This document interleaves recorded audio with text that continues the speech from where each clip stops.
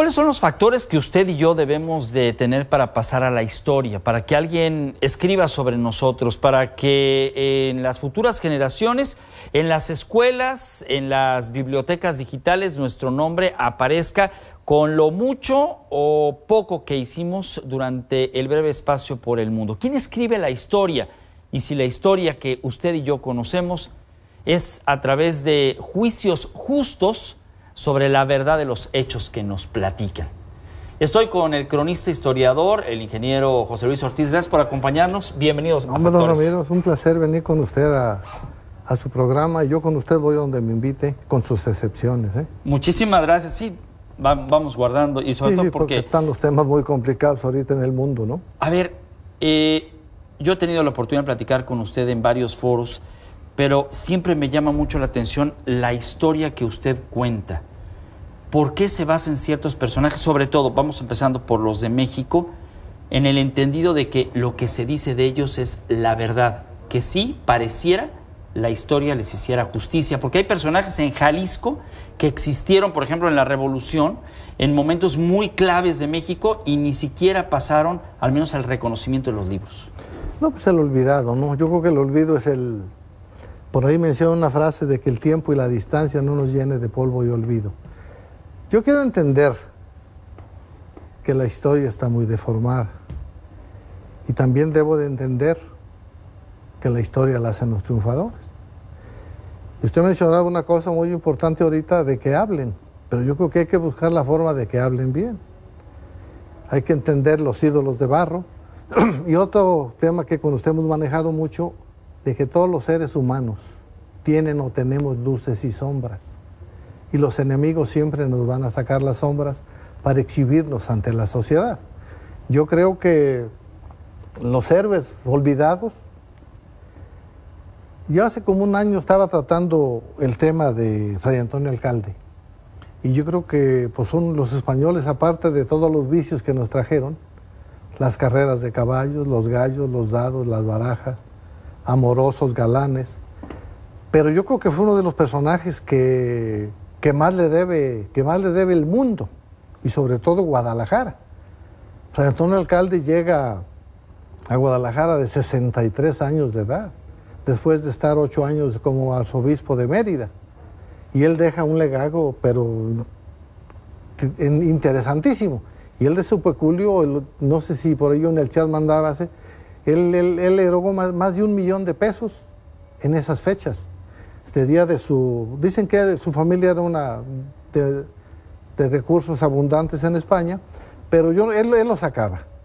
Los recursos para el hospital de Belén, que era en ese entonces el hospital de San Miguel, hoy el hospital civil, el ayuntamiento solamente donó el terreno, y él de su peculio hizo toda la obra.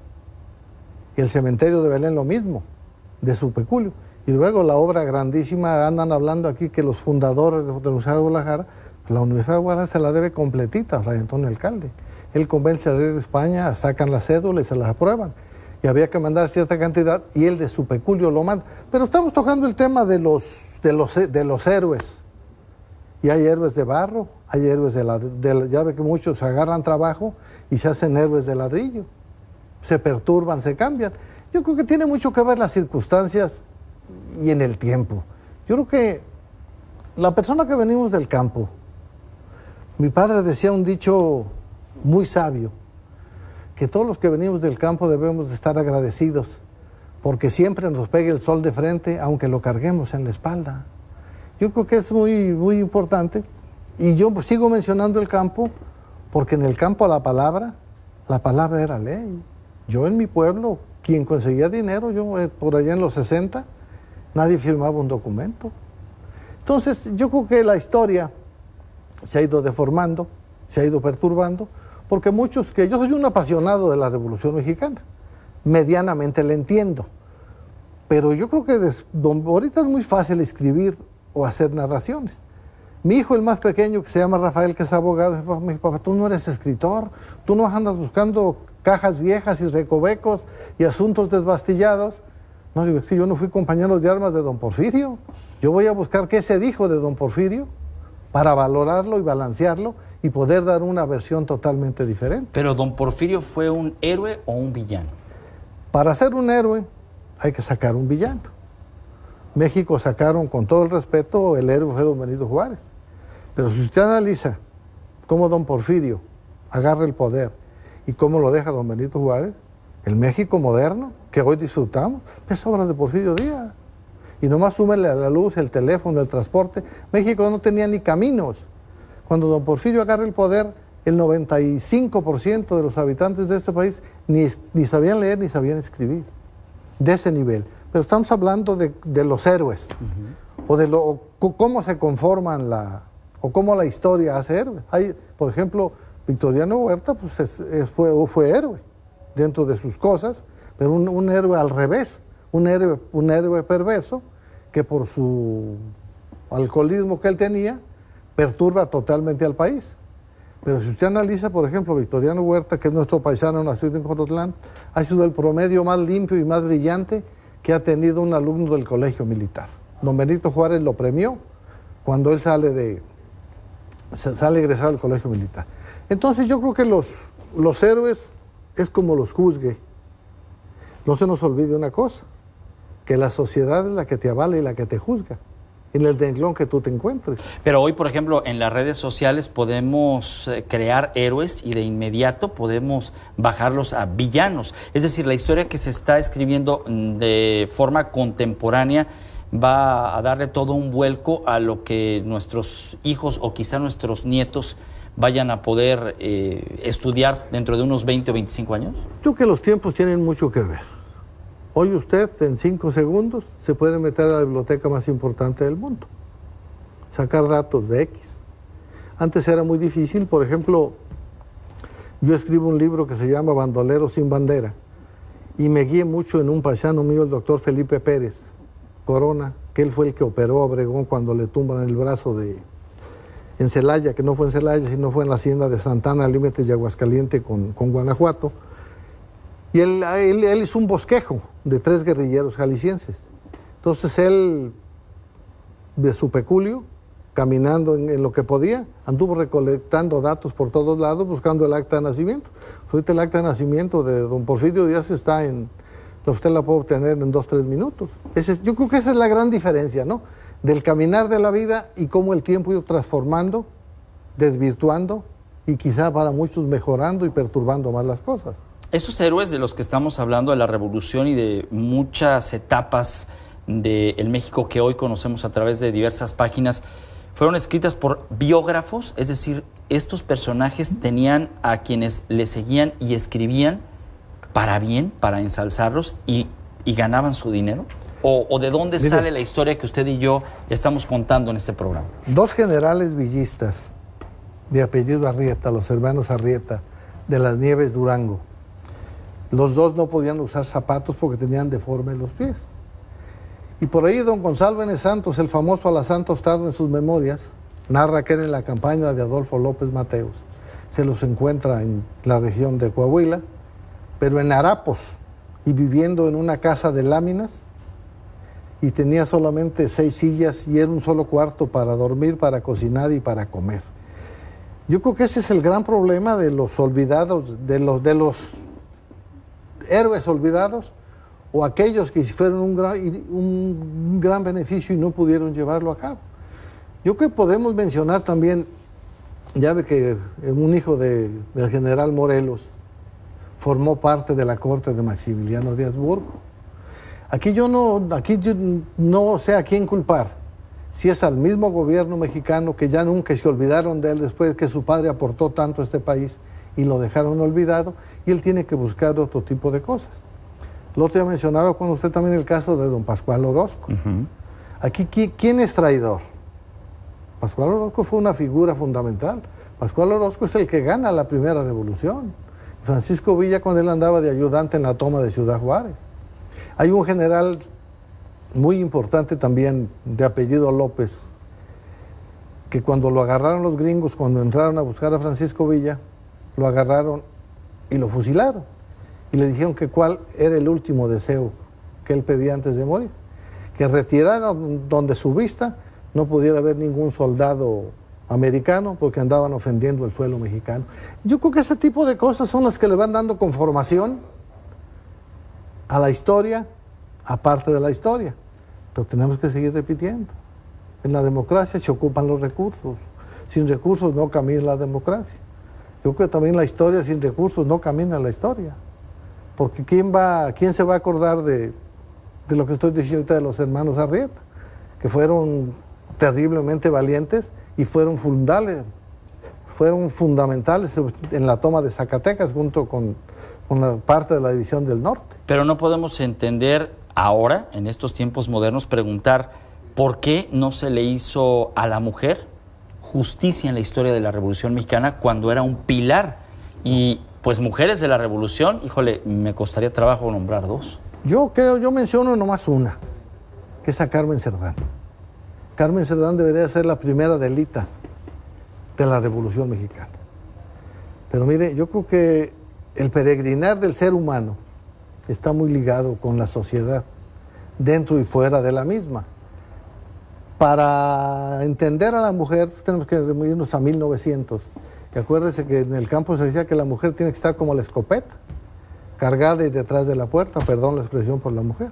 A medida que el pueblo va agarrando cierta cultura, las mismas hazañas de las mujeres van agarrando valor y van agarrando circunstancias. Acuérdese que es don Adolfo Ruiz Cortines el que le da el voto a la mujer. Y estamos hablando de muy poco tiempo, ¿no? Entonces yo creo que eso tiene mucho que ver y yo creo que todo tiene que ver con la cultura. Vamos muy emanados con la cultura y a medida que el pueblo se va cultivando, se van perdiendo ciertos prejuicios. Antes, ¿se acuerdan que la mujer andaba en la calle con el rebozo y prácticamente no se quitaba el rebozo, no se descubría? Ahora ya estamos hablando de que ya hay igualdad. Yo creo que la mujer es, en los puestos, yo creo que la mujer es más capaz y más honrada que muchos de los hombres.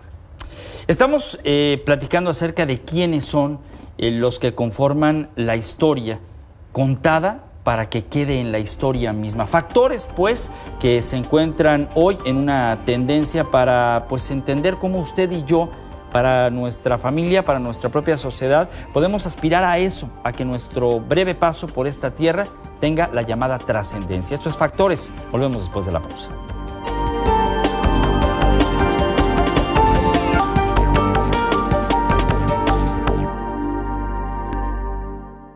Los juicios de la historia hoy se hacen a través de las columnas editoriales que leemos, de los comentarios que escuchamos o, por qué no, de los propios programas que se producen. Es ahí donde existen los héroes o los villanos. Los podemos ver a través de su carrera, ¿por qué no?, en algún deporte o, ¿por qué no?, en la política, donde pareciera la historia juzga a la historia misma. Don José Luis Ortiz, a ver, ¿cuál es la gran diferencia del México del pasado al México del presente? Había tiempos donde pues había convulsiones sociales, había temas económicos y esos personajes por sus decisiones pasaron a la historia.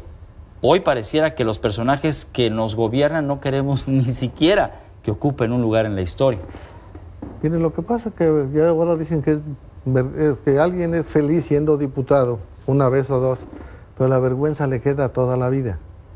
Yo quiero entender, en mi forma muy personal, que en eso han influido mucho los medios de comunicación.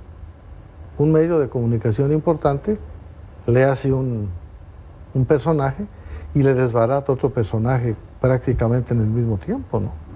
Yo creo que ese es el gran paréntesis. Ahorita todo el mundo habla, si usted se fija, yo creo que después de Vicente Fox, que fue el que dejó que se le perdiera el respeto a la investidura del presidente, pero como que los medios de comunicación tienen mucho que ver. Y yo quiero entender que el ir y venir de la historia se ha ido haciendo con el paso del tiempo. Pero antes era muy difícil darse cuenta de lo que estaban haciendo. Tienen ustedes ahorita el triste ejemplo de un personaje que ya premiaron a la niña, y hay un dato excelente de la Presidencia de la República, el amigo de Estado de Guerrero que salvó la gasolinera en todas las circunstancias y que le están dando una de las medallas más importantes y más emblemáticas de este país. Entonces, si valoramos ese tipo de cosas, Eso nos hace ver que estamos hablando de circunstancias ya muy diferentes. No es lo mismo que estuviéramos hablando ahorita al inicio de la televisión. Para empezar, pues nunca nos hubieran invitado cuando iniciaba el Canal 4, ¿no? Ahí invitaban al tío Carmelo y invitaban a ese tipo de cosas, como que la cultura les interesaba un poquito más. Hoy yo creo que en todos los medios se habla de la cultura y yo creo que la cultura debe ser el elemento más importante de un pueblo. Hay que aplicar lo que decía Danton ahí en Francia, que para él la cultura era más importante que el pan en Francia. Entonces yo creo que el andar de los pueblos está sujeto a la cultura. Y es como el ser humano se va nutriendo de muchas cosas, dependiendo de las circunstancias, pero al mismo tiempo de los tiempos, vaya la redundancia. Tiempos diferentes, circunstancias diferentes, comentarios diferentes, historiadores diferentes, espacios muy diferentes. Pero si yo agarro en estos momentos en una biblioteca, aunque sea virtual, algo sobre Porfirio Díaz, voy a encontrar mucha información que al cruzarla no me da. Y así con otros héroes o personajes en donde ¿qué hay que creer de la historia? ¿Qué es nuestra historia? Yo creo que cada personaje debe de tiene un biógrafo. Yo me jacto de haber leído bastante la Revolución Mexicana. Tengo muchos libros. Hay libros buenos y libros malos. Pero si usted quiere conocer al Francisco Villa de carne y hueso, lea usted las memorias de Martín Luis Guzmán. ¿Quiere usted algo de Venustiano Carranza? Pues John Ray o John Reed. Entonces, como que cada biógrafo va caminando de acuerdo a su personaje, pero tiene mucho que ver la forma como narra las cosas. Porque en esto usted tiene que narrar lo bueno y lo malo. Y muchos biógrafos narran solamente lo bueno. Y usted mencionó a Porfirio Díaz. Porfirio Díaz es un hombre, yo creo que el más complicado para narrarlo hace 15 años. Nadie se atrevía a narrarlo. Hoy, Porfirio Díaz empieza a surgir el otro Porfirio Díaz. El Porfirio Díaz que no conocimos en la historia, que no nos enseñaron en la primaria, pero podía ser Porfirio Díaz el bueno. Yo en mi libro batallaba si ponerle Porfirio Díaz el bueno o el otro Porfirio Díaz. Ese es más o menos el entorno, como yo en forma personal veo las cosas. Yo no quiero ser ingenuo, yo no soy dueño de la verdad, pero es como yo veo las cosas, como yo siento y como palpo yo las cosas. ¿Hoy hacen falta estos héroes en este México? No, bueno, porque no hay, se acabaron los héroes en México. ¿Por qué se acaban? Se acabaron. Porque alguien dejó de escribir de ellos. ¿Por qué se acaba un héroe en la inspiración de alguien que hoy tiene la oportunidad de cambiar las cosas? Yo creo que las mismas circunstancias son las que obligan al ser humano a actuar de una forma o de otra. En el campo mexicano y en el campo de Jalisco hay muchos líderes naturales que sin tener trabajo ni nombramiento son los consejeros para muchas cosas. En mucho tiempo, por allá en los años 30 o 40, el maestro que llegase a la población que fuese, él se convirtió en el consejero natural de las cosas. Posteriormente, el ingeniero agrónomo, en los años 60, 65, empezó también a ser consejero dentro de la sociedad rural, en las poblaciones, sobre todo en las poblaciones pequeñas. Eso nos está sirviendo de que para entender un héroe, pues tiene que ser algo bueno, ¿no? Repitiendo que hay héroes muy malos y hay héroes demasiado buenos, pero a veces es más fácil hablar del malo que hablar del bueno. Tiene usted, por ejemplo, el caso de Felipe Ángeles, que casi no se le ha dado dimensión. A él lo tratan de que fue general porfirista y que después se va a refugiar con Francisco Villa, pero como ese tipo de héroes no les han dado el lugar o el pedestal que la sociedad debe de darles a través del tiempo y a través de la historia. A ver, diferencias entre un héroe y un ídolo, porque pareciera que este último es como más de moda. Hay ídolos de barro que se quebran con mucha facilidad. Y hay ídolos sólidos, y tiene usted, por ejemplo, la figura de don Benito Juárez. Son ídolos permanentes. Y yo le quiero dar un dato con respecto a los héroes y a los ídolos. Si don Porfirio Díaz le hubiera dado valor a su palabra cuando viene el periodista de Nueva York, Kleinman, y le pregunta que si él se va a reelegir. Don Porfirio Díaz sabía que eso lo mandaba el presidente de Estados Unidos y le dijo que no, pero los mexicanos se lo creyeron. Si don Porfirio le da valor a su palabra, sin temor a ofender a Simón Bolívar, Porfirio Díaz fuese un personaje a nivel internacional quizá más importante que Simón Bolívar. A él el poder lo envolvió, lo absorbió, como a todos los dictadores. Y hay un dictador de verdad que tenemos en México, que es don Antonio López de Santana. Él sí fue dictador, ¿verdad? Él duró 41 años de... Pero él ni héroe ni... Él ni héroe ni villano. Ni villano, ¿no? Sí, porque él enfadaba a la presidencia y la abandonaba y se iba a su hacienda en Veracruz, a la hacienda del Clavo, sin que supiera ni el Congreso si es que existía, sin que subiera el secretario de Hacienda, él se le iba. A los 8 o 10 días sabían que estaba, le iban a rogar que por qué no regresaba. A él lo corren de México, se exilia en Cuba, pero van comisiones de mexicanos a decirle que por favor venga a seguir gobernando este país. Entonces yo creo que esa es la gran diferencia, ¿no?, de las cosas, y también tenemos que entender del dicho ranchero de que cada quien habla de la feria como le ven ella, ¿no? Y también los rancheros dicen que hay tiempo de juntar varillas y hay tiempo de tirar cohetes.